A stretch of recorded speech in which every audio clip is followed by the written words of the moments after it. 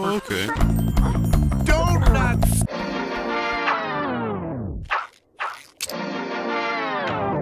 Say the oath! Mermaid Man and Barnacle Boy, unite! Oh, God! They're sick in the head. They forgot I'm him. I'm the emulation.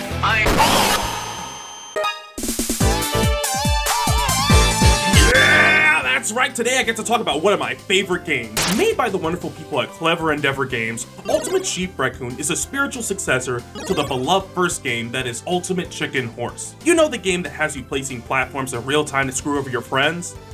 What? What? What are you doing? Iron! You! That's it. We're gonna make like this the most toxic one ever. 12 seconds later. You bitch. Host advantage. No. Oh, they're chasing me. The bees are coming for you. I'll cover the game in full someday, but for now, I want to talk about this demo. On the 21st of February, 2025, the public got access to the game for only 3 days, and I intended to milk the ever-loving fluff out of this demo by streaming it twice and digging into this game like my life depended on it. So at the time of this demo, there are 2 stages, roughly around 8 passive abilities, and 18 items, which I'll break down in full. The full game is going to have a lot more stuff, but I feel explaining the limited stuff we have now is enough to get the full gameplay loop understood by everyone. The first stage is Farm, and boy, when I say they went all out with this game's presentation, they had it. The stage starts off pretty tame. Then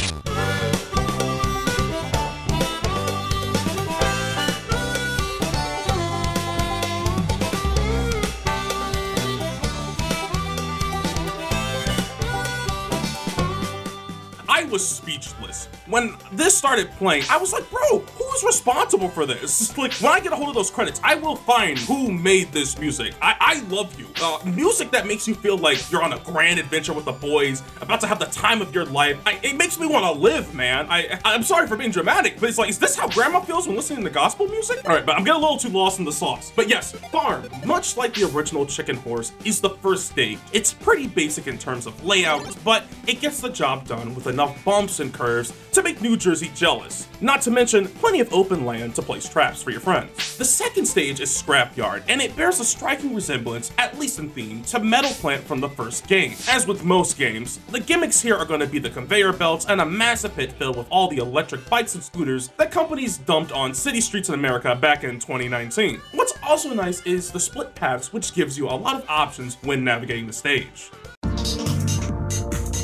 So let's go to the most important part of this game when it comes to playing, and that's the scoring system. Now, I don't know about y'all, but when playing Chicken Horse, I'm a man of patience. It's fun to watch your friends be used as lab rats, so you know where to take the safest route. But in the case for Sheep Raccoon, the scoring has changed slightly. Now, the only thing that matters is that you are the world's fastest biker. I'm talking about screw the bike lane, bump the pedestrians, I don't have time for this. Point value will change based on how many people are playing, but for simplicity of the video, I'll be talking about 4 players playing together. So if you're the first across the finish line, that will net you 10 points. Second gets you 5, third gets you 2, and fourth gets you none. Surprisingly, if everyone makes it to the end, unlike the first game, you still get points. So that's why I say speed is the most important part of this game. And much like the first game, if you get post-mortem, which is basically getting hurt before you touch the goal, your score will be cut in half. Now, let's say you're feeling a little fancy. Well, one new way to get points in this game is by doing tricks. You can do this in midair if you press the leftmost face button. Crossing the finish line will grant you 1 point per trick, and it will max out at 4 tricks. So no, you can't farm these. But what that does mean is that in theory, if you are first and do 4 tricks, you can obtain a maximum of 14 points, which is pretty insane. There are a total of 18 items in the demo. So for the first item, we got TVs that will zap you in whatever direction they're pointed. We all fell for it! The second item is the Ballard. It's a boxing glove on a pole that will launch you in the direction it's pointing.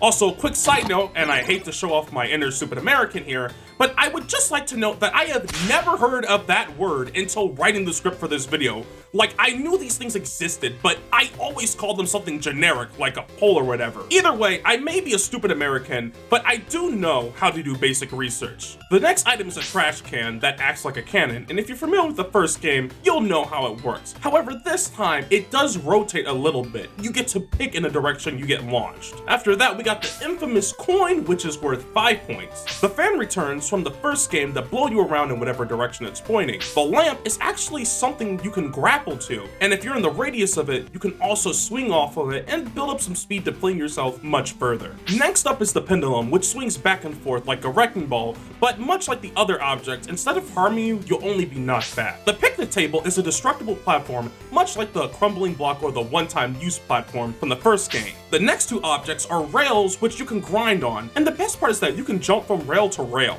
Then you have the spinner, which is a basic spinning platform. The next two objects are basic terrain chunks, which you can place with one being a straight one and the other being a curved one. And the last hazard is the spiked wheel that will knock you off your bike if touched. Alright, so it's impossible. Oh, no, it's not.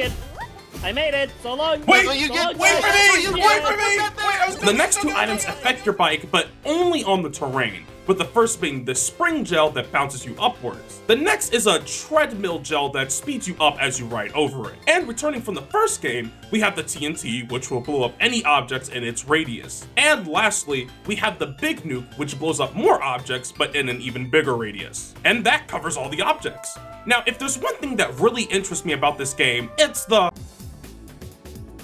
There are a total of 8 power-ups in this game, with 3 of them being passive, 2 of them being activated by using the item button, and 1 of them being a single use, and 2 more of them being hazards for the other players. Starting with these 3, the umbrella is a passive ability that opens up after you make a jump, regardless of the height, but you can close it by pressing the jump button again. Next is the ace card, and it speeds you up considerably. What I love about this is that, you know how as a kid, if you were on your bike, you'd stick a card or stick in your bike's wheels to make it sound like a motorcycle? Well, that's basically what this is referencing, and I absolutely love it. After that, we have the shock absorbers, which enable you to jump about twice your height. The next 2 power-ups are ones that you can directly control, with the first being the trampoline, which enables you to double jump, and the rocket, which lets you fly in the air after you hold jump for a bit. The rocket is no joke, because while the hard part is keeping yourself upright to use it, in the right hands, you can freely fly over just about anything. The single-use item is the soda pop, which gives you an insane burst of speed, but only once per round. I'm a big fan of it in the early game, as when there's less items on the map, it's easier to blast past everyone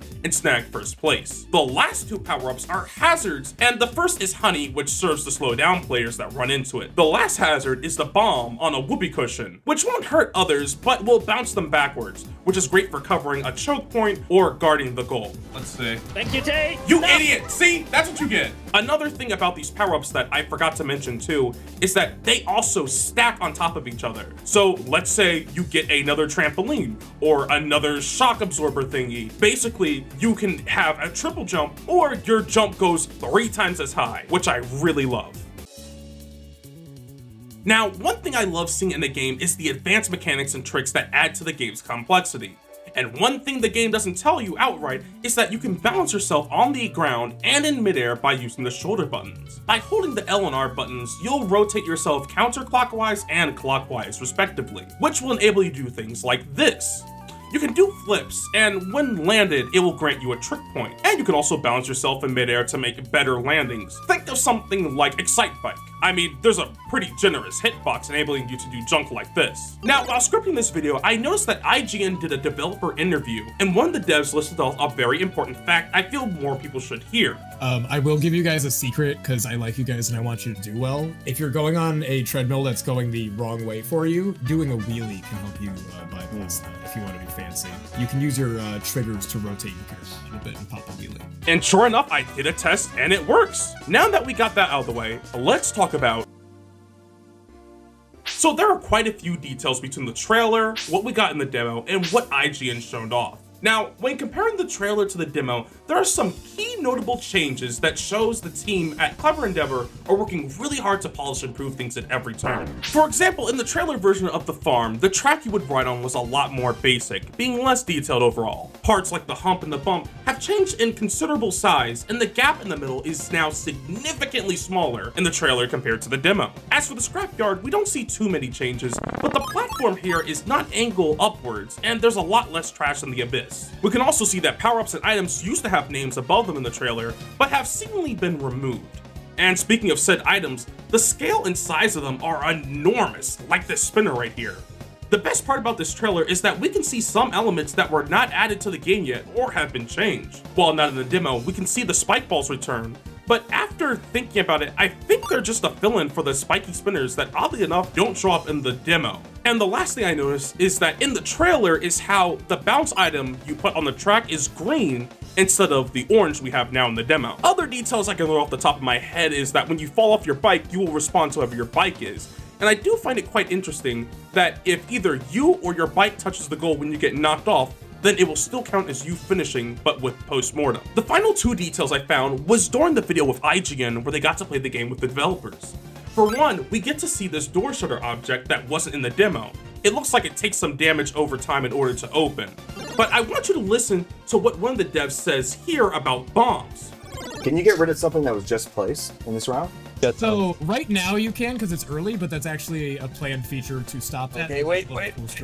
Now I sadly couldn't hear the tail end of it, but yeah, apparently Sheep Raccoon will be getting rid of the ability to destroy objects on the same turn as when you get a bomb. That sounds like a fun idea, but I'm pretty concerned about how this will address people that only plan to block the starting area. So now that we got the details out of the way, So what do I think of the game on a personal level? Even though it's still a demo and not meant to represent the full game, I feel very positive about this game. As long as it gets the updates it needs, I can see it gaining a strong following just like the first game. Now, as for things I'm concerned about, I do have quite a few small problems, but they're pretty much minor nitpicks that will probably be addressed and fixed as time goes on, so don't think these are my lasting viewpoints for the future. For one, the scoring seems a little too biased for whoever can be first, and I feel players in second and third place should make a little more points, closer to like 7 and 5 points, as the current one is pretty punishing. And I will admit, I'm not that big of a fan of dying when being off screen for a certain amount of time, as I feel there are some situations where you need a bit more time to plan your next move, while Mr. Jetpack Joyride over here can fly over everything. And now, terrain parts not being removable is also a bit concerning too, as I feel that would lead to some near unwinnable situations. Now, this is more of a nitpick than a problem, but I do hope items will get to interact with each other like in the first game. Right now, everything more or less exists in a vacuum, and I will say I do miss seeing things like moving platforms stuck together with honey, and arrows being blown by fans and launched by cannons, causing a cacophony of chaos. Overall, the Ultimate Sheep Raccoon demo was a blast, and I truly cannot wait to see what the team decides to do next. Again, the point of this video was to break down the demo in a way that would help the masses know what to expect with this upcoming game, and then when the full game comes out, we can all do a deep dive and compare it to the demo we have here. All I can say is, please wishlist the game below if it's your jam, and I cannot wait to play it with y'all in the future. I want to give a big thanks to the hardworking crew at Clever Endeavor for making this game possible, you for watching, and my amazing supporters on Ko-fi who make these videos possible, and are patient enough to wait. I promise the next video will not take as long. Until next time, my friends, and remember, stay foxy.